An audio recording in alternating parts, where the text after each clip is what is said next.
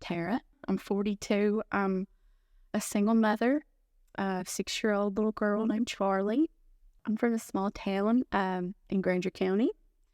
I had a good childhood, a good family, very supportive. From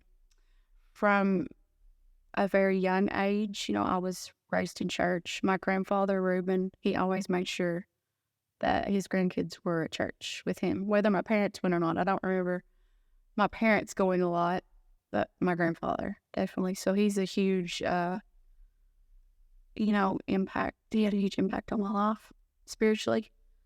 I always remember everything he told me, you know, and he's right about it all. But also, from a very young age, I was introduced to lying, and it's okay to lie for certain things. You don't want people to know. So at a young age, lying was a big part of my life, and that carried on in my teen years. And I felt certain ways that I didn't quite understand. I wanted to be accepted and loved. And though I had that at home, it was more so for peers, people in school. I just wanted to be accepted. So I would do anything that I could to feel like somebody loved me or wanted to be my friend or wanted to hang out with me or, every kid wants that. And I feel like that, but all the enemy needs is a pinhole to get in and to run amok in your lives. So I feel like that I struggled with that from a very young age, just not knowing who I was. I was whoever this group of people wanted me to be. I did whatever this group of people wanted me to do to seem cool and to fit in, and that eventually led me to hanging out with people that smoked pot or popped pills. And at first, that's all it was, pot, pills, then it was drinking. I remember I was 17. I barely graduated high school. And because I missed so many days from being hungover. And my parents didn't really have a clue I lied so much, And, but I remember having to go to Saturday school because I had missed school that week. And I'm certain that I probably had alcohol poisoning. I don't know, but I couldn't stop. I had to pull over every few minutes just to, vomit. I was dry heaving. I didn't know what was wrong with me and passed out in my car and woke up like 4 hours later. I mean, 17 years old, I was in a toxic relationship most of my 20s.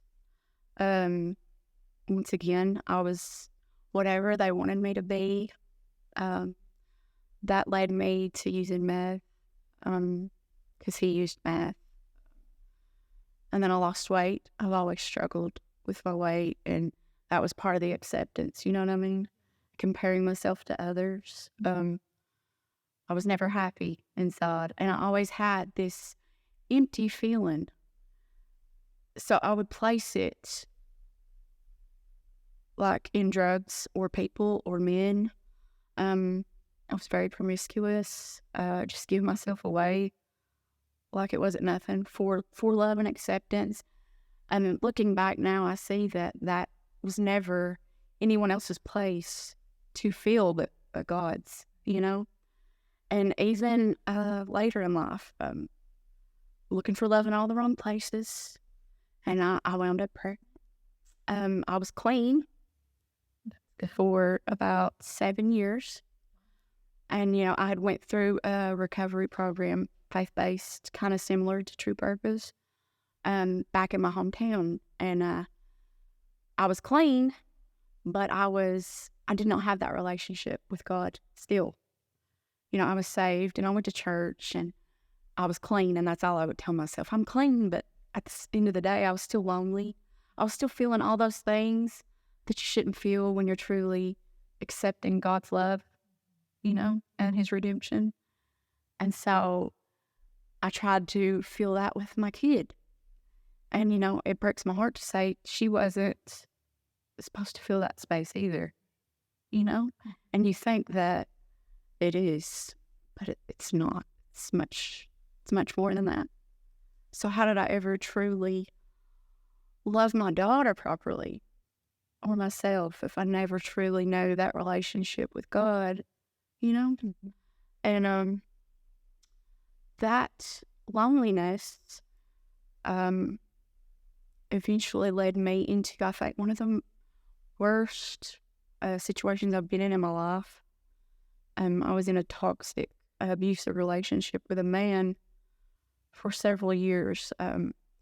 At first, it was great, but that mask comes off, and he started being abusive. It got to where it was isolated to it was more than twice a week, and he got to where he would isolate me from my family. I didn't speak to my family, and growing up with such a close family that I have, like I talked to my dad or my sister or my aunts or whoever every day, and I went for months at a time I didn't speak to them, and it would keep me away from them longer because of the bruises or because of just an argument, constantly walking on eggshells. And when you grow up and you think all this stuff in your head about how you're not good enough and how nobody's ever going to love you, and the enemy takes that too and just pounds that in your head, and then you have an actual human being backing all that up, you believe it, and it's easy to get caught up. And so I didn't see what it was doing to the people around me, and I didn't see how it was affecting my daughter, seeing her mother with black eyes and bruises and, and there's no doubt in my mind that I am sitting here today because of my daughter's prayer to God when my family did step in and take her, and I'm grateful that they did. At the time, I didn't see it. You don't see it when you're in it. But they were protecting her when I wasn't able to and getting her out of a bad situation. And all my daughter would tell my aunt and my family is, please help me get my mother away from you. Please help me get my mom out of the situation that she's in. Lord, please save my mom. Yeah. So I truly believe that that's why I'm here. It's because my little girl's prayer. Yeah, I believe that. I do too. So what was rock bottom for you? How did you get out of that situation or get to a point where you knew you couldn't be in that anymore and you had to do something? Well, it's almost like that story in the Bible, the prodigal son. I had walked with the Lord before, and I know his voice, and my family had, like I said, very supportive and just had all had like a little intervention for me. And this was a week before I came to True Purpose. And one thing that stuck out to me, my dad was talking to me, and I was just emotionless and empty. And my dad said, "What's wrong with you? You haven't called your daughter." I was only getting visits with her then because they still had her. And he said, "What's wrong with you? What are you doing?" I said, "I just think she would be better off without me." And my dad said, "You're 42 years old." And he's like, "My mother, she's passed away." And he's like, "Would you be better off without your mom?" And I was thinking, no, I miss my mother. So that's stuck in my head because he's like, "Go ask that 6-year-old if she thinks she would be better off without you. She loves you and she needs you." So that is what it took me a week, but I come to my senses. Like I come to myself one day and I was like, "What are you doing? Like you're going to ruin, not only your life is ruined, you're going to ruin your daughter's." I just knew that I couldn't do that anymore. So then you checked into True Purpose? I did. I was with him, and I could never go anywhere by myself or do anything. And I I was like, Lord, if just make a way for me to get away, make a way. And he never left my side. And it was it, but a few minutes later, and he never goes anywhere. And he left. I'll be right back. And I left walking. Yeah.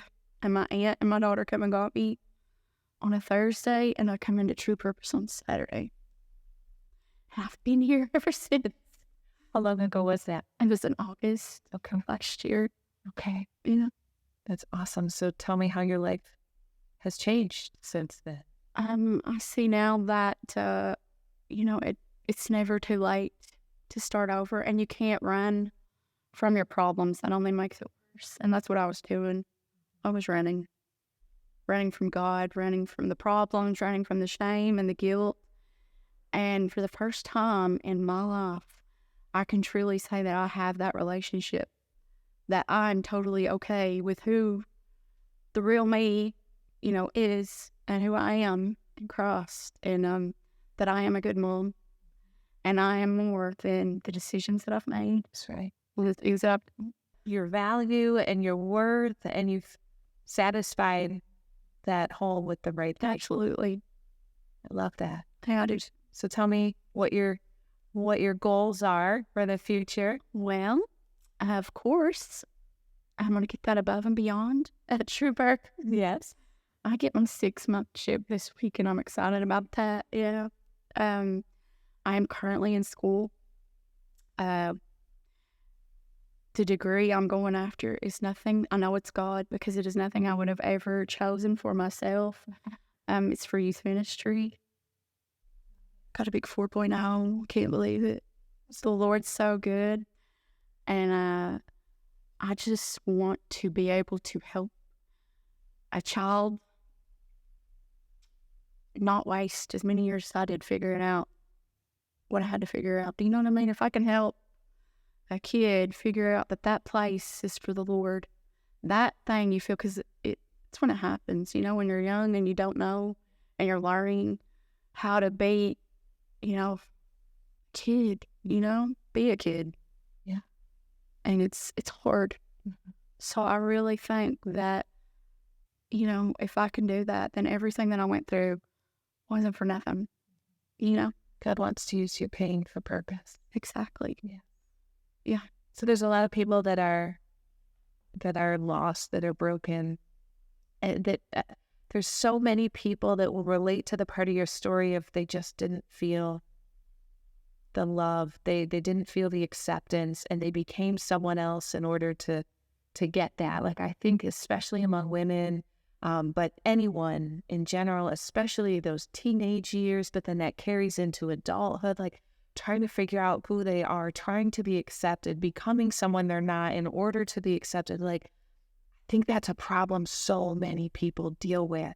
So what can you say, because you've come through that and you've discovered who you are, what can you say to the people who haven't discovered that yet, that can maybe give them some hope or encouragement? Just that it doesn't matter what you've done. It doesn't matter how long you've done it. It is never too late to start over. It's never too late to just say, look, I can't do this. And God will, and it won't be easy, it's going to be hard, but He does a lot of the hard work for us, and you will get back everything, even the time, you will get back part of yourself that you lost, that you were meant to have always. Absolutely. Mm-hmm. So I want to ask you a question about love, because you've been through toxic relationships, right? And I think that the world often doesn't understand what true love is and what true love looks like. So tell me quickly what you used to think love looked like, but now that you've experienced true love, what it looks like to you today. How is love different today than what it used to be? It used to be what I could do for you, or what you could do for me. Giving up everything I had just to prove myself, like I had to prove myself. And the Lord doesn't ask you for any of that. He loves you already. And it's funny. I mean, you do lose the bad, but as soon as you surrender everything to Him, like you get it all back and more, you know? Yeah, so good, isn't he? Yeah, Yes. It's amazing. I've loved getting to watch you grow and flourish, and I'm excited. I hope I get to continue watching you because I think you're going to do great things. I'm so excited about this new path you're pursuing to help the youth, and just watching your relationship with your daughter flourish. And she's got to be so proud of you. She is. That's the next thing too. I haven't gotten custody back yet, but that is in the future as well. Absolutely. So I can be the mother that the Lord intended me to be. Absolutely. And just going through this, you are becoming. You are that already. Yes. Your daughter. It's just. She's amazing. While her mommy's sitting here. Yeah. Wow.